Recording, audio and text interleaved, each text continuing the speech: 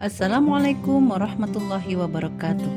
Saya Imas Mulyati SPDGR, Guru SD Negeri Cicadas Sagala Herang, calon guru penggerak Angkatan 6 Kabupaten Subang. Pada kesempatan kali ini, saya akan memaparkan koneksi antar materi modul 1.4 tentang budaya positif mengenai penerapan disiplin positif melalui segitiga restitusi. Disiplin positif merupakan unsur utama dalam konsep budaya positif. Kata disiplin identik dengan kepatuhan.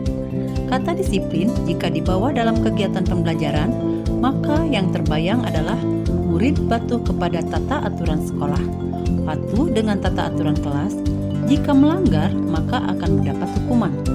Konsep disiplin positif yang dimaksud adalah membimbing murid menumbuhkan disiplin diri karena motivasi internal untuk mewujudkan murid yang merdeka. Jika tidak memiliki motivasi internal, maka diperlukan pihak lain untuk mendisiplinkan kita atau motivasi eksternal. Dalam menerapkan budaya positif, kita tidak terlepas dari konsep pendidikan Ki Hajar Dewantara, yaitu menuntun anak sesuai kodratnya. Dan sebagai seorang guru, sudah selayaknya kita menerapkan nilai dan peran guru penggerak dalam menanamkan disiplin positif terhadap murid, sehingga akan tercapai visi kita untuk membentuk generasi unggulan dan berakhlak mulia. Konsep ini selaras dengan pernyataan Ki Hajar Dewantara bahwa disiplin diri diperlukan untuk menciptakan murid yang merdeka. Disiplin diri mampu membuat seseorang menggali kekuatan atau potensinya untuk suatu tujuan yang bermakna. Disiplin diri merupakan kemampuan mengontrol diri, menguasai diri, serta menentukan sikap yang mengacu pada nilai yang kita hargai. Kita dapat melakukan disiplin diri kepada murid melalui segitiga restitusi. Jika murid tersebut melakukan pelanggaran keyakinan kelas. Jika murid melakukan pelanggaran, apakah langkah kita? Siapa yang mengingatkan?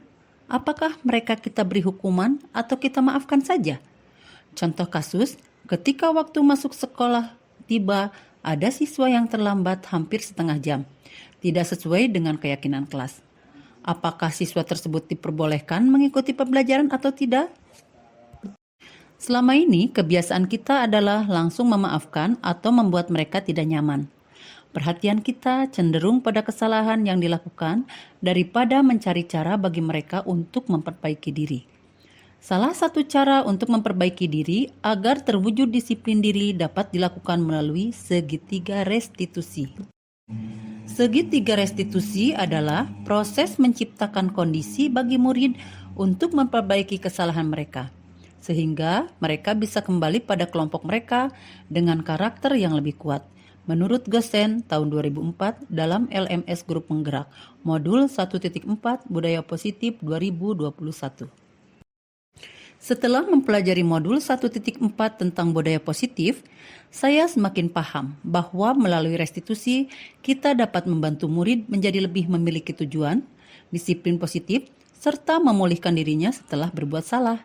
Penekanannya bukanlah pada bagaimana berperilaku untuk menyenangkan orang lain atau menghindari ketidaknyamanan. Namun, tujuannya adalah menjadi orang yang menghargai nilai-nilai kebajikan yang mereka percayai. Restitusi membantu murid untuk jujur pada diri sendiri dan mengevaluasi dari dampak kesalahan yang dilakukan. Restitusi memberikan penawaran bukan paksaan. Sangat penting bagi guru untuk menciptakan kondisi yang membuat murid bersedia menyelesaikan masalah dan berbuat lebih baik lagi. Dengan berkata, semua orang pasti pernah berbuat salah. Bukan mengatakan, kamu harus lakukan ini, kalau tidak, maka. Terdapat 3 langkah dalam segitiga restitusi, yaitu yang pertama, menstabilkan identitas. Yang kedua, validasi tindakan yang salah. Yang ketiga, menanyakan keyakinan. Dan semua langkah ini digambarkan dalam bentuk segitiga seperti gambar berikut. Sebelum saya mempelajari modul ini, sebenarnya dalam kegiatan pembelajaran sehari-hari, saya sudah sering melakukan restitusi terhadap pelanggaran-pelanggaran yang dilakukan oleh murid-murid saya. Contoh, ketika pelaksanaan upacara bendera, saya selalu menyuruh murid yang tidak berseragam lengkap, misal tidak memakai dasi. dan saya selalu menegur mereka di hadapan semua warga sekolah dengan menanyakan alasan mengapa mereka melakukan pelanggaran tersebut. Ketika anak menyebutkan alasannya, maka saya akan memberikan solusi dan meminta mereka agar berjanji untuk tidak mengulanginya lagi. Sebagai hukumannya, saya meminta mereka untuk membersihkan halaman kelas sebelum masuk kelas. Dari kasus tersebut, posisi kontrol saya di sini sebagai pemantau dan pemberi rasa bersalah serta sebagai penghukum. Dan tahapan segitiga restitusi yang saya lakukan adalah memvalidasi kesalahan ketika saya bertanya kepada murid alasan mereka tidak memakai dasi. Selanjutnya adalah tahapan menstabilkan identitas ketika murid kita bantu untuk tenang dan mencari solusi untuk menyampaikan permasalahan. Langkah selanjutnya adalah menanyakan keyakinan dengan menanyakan kesepakatan sekolah bahwa semua murid harus memakai seragam lengkap ketika upacara bendera. Perasaan saya selama ini, saya sudah merasa benar dengan memberikan sanksi terhadap pelanggaran yang dilakukan oleh murid. Akan tetapi, setelah saya mempelajari tentang budaya positif ini, saya semakin tahu bahwa ada tindakan saya yang seharusnya tidak saya lakukan, yang berupa hukuman terhadap murid. Akan tetapi, sebaiknya saya memberikan sebuah konsekuensi untuk memberikan pelajaran terhadap murid dalam memperbaiki kesalahannya. Berdasarkan penjelasan tersebut, dapat disimpulkan bahwa proses disiplin yang dilakukan digunakan oleh guru untuk membantu siswa. Proses tersebut dilakukan agar siswa lebih mampu mengendalikan diri dan bertindak sesuai dengan peraturan. Dengan demikian, siswa dapat fokus terhadap pembelajaran. Untuk menerapkan budaya disiplin positif dalam proses kegiatan belajar di kelas, caranya adalah dengan membentuk lingkungan kelas yang mendukung terciptanya budaya positif dengan melakukan kesepakatan kelas. Kesepakatan kelas ini akan membantu guru dalam membentuk budaya disiplin positif. Hal ini juga tentu saja dapat membantu proses kegiatan belajar mengajar guru yang akan terasa lebih mudah dan tidak menekan siswa. Selain dapat mempermudah guru dalam mengajar, kesepakatan kelas juga dapat membantu siswa dalam mengeksplorasi kemampuannya dalam berkomunikasi.